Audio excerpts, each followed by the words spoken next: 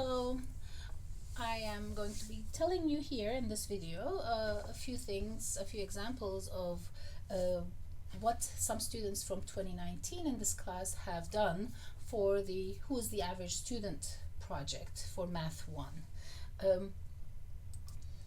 Now I wanted to remind you what the Average Student project was. The Average Student project intended to help you figure out who the average student in Claremont is by collecting your data and then simply processing, analyzing it using the Google tools that are available to everybody. So the way you started with this project was everybody had a partner or two, so people worked in groups of 2 or 3, and you converged to a question after some discussion with your partner or partners, converged to a question, a quantitative question that captured a curiosity that you have about the average Claremont student. Then in the class that we started introduce this project, you and your partner or partners moved around in the classroom, asking your questions to your peers and collecting data. After the class meeting was over, you both went out and tried to talk to other Claremont students and collected more data. At the end of this data collection, groups of 2 had 40 points of data, while groups of 3 had 50 points of data. And once you had your data, I wanted you to use Google Sheets to compute the mean, median, mode, and standard deviation of the data. Well, this is, even though we have talked about the formulas that define these concepts, I wanted you to use Google Sheets to simplify the process. And Google Sheets, basically you enter in the data and Google Sheets will just compute mean, median, mode, and standard deviation for you. And then I wanted you to use the chart feature to create a histogram.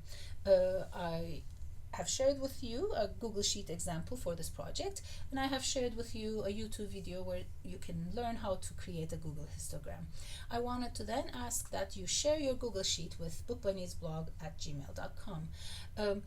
If you're curious about who Book Bunnies are, Book Bunnies blog is a book blog that my kids and I have been running for the last 5 or 6 years. It's a lot of fun. These 3 cute fluffy bunnies read 1 or 2 books every week and share their opinions on said book with the readers. Check it out. Maybe share with friends, maybe subscribe. Oh, that would be lovely.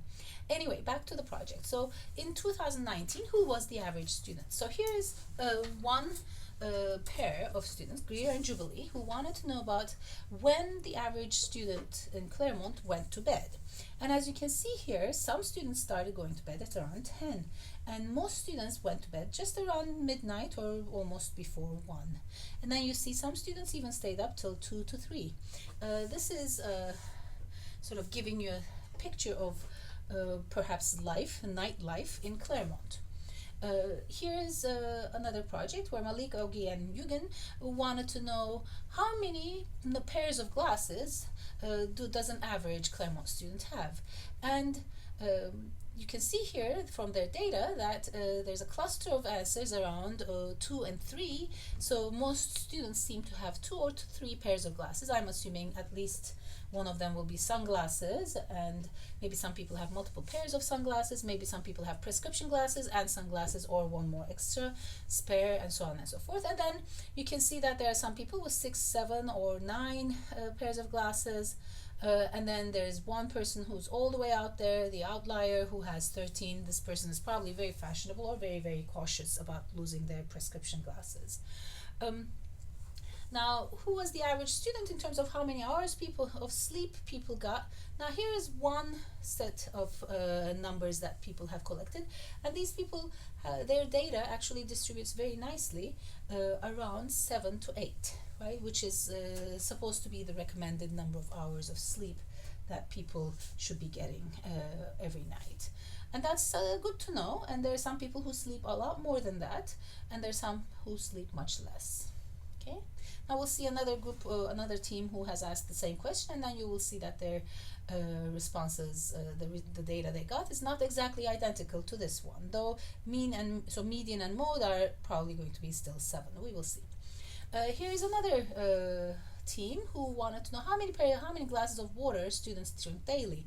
And then you can see that here is a cluster of four students around 1 to 2 to 3, and then another cluster around 5 to 6, and then most people do not get the 8 cups of water that is recommended, but there are quite a few people who do, and there are some people who get a lot more, like 10, 11, and 12, and then there's this one outlier again who drinks 20 cups of water. Maybe this person is an athlete who exercises a lot or needs a lot more water than other people, but it is interesting to see this is how the data are distributed. Here is another question that this team, Scott and Makeda, wanted to know about. Their question was how many adult teeth have been removed from the average Claremont student. And you can see that quite a lot of the students actually had no adult teeth removed. And then you had another peak at 4. And you can imagine 4 being understandable because a lot of people in the US at least have their wisdom teeth removed. These are the very final adult teeth that come in place all the way at the back of your mouth. Here's another question, how many social media accounts people own, and then you can see that the median and mode is 3.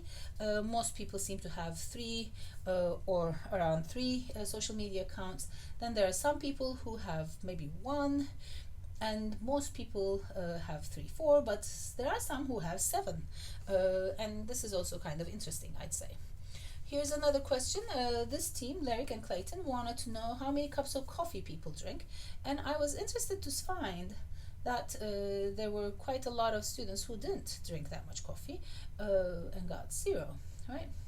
And then there were some number of people who drank 1 cup of coffee and 2 cups of coffee, and this actually was good to see, because drinking a lot of coffee, especially when you're a young person, is not necessarily the best choice in life. But of course, sometimes people will think that they need caffeine to stay up to do work and so on and so forth. So people have different circumstances. Anyway, here is another question about Claremont students. Victor and Noel wanted to know how many meal swipes does the average Claremont student use. And you can see that most of these students seem to use 3 swipes. And that can be reasonable, breakfast, lunch, dinner.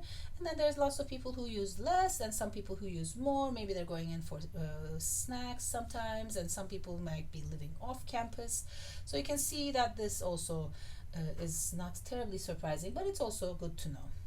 Here's the other team who wanted to know about hours of sleep that Claremont students were getting. And as you can see, median and mode are the same, though the data set that this pair collected did not go beyond 8.5 hours, which is quite interesting.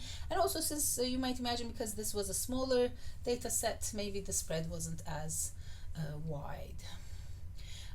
This team, Sam and Danielle, wanted to know how many languages does the average Claremont student speak. And you can see that here the mode is 2, the median is 2, the mean is approximately 2. So most students in Claremont speak 2 languages. I'm assuming 1 being English. Most students are bilingual, it looks like here. And there are some students who have a 3rd and a 4th language under their belt, and there are some students who don't speak any other language besides English. Now, here is another interesting question. Kelsey and Aiden wanted to know how far did the average Claremont student need to travel to come to Claremont from home? So they wanted to ask the distance to hometown. And here you can see a very wide gap between a cluster of students who are within sort of 3,000 miles or so of Claremont, and there are some students who are all the way out farther than 6,500. And of course you can imagine that group of students that are far away are probably international students, or maybe their families are living abroad and so on and so forth.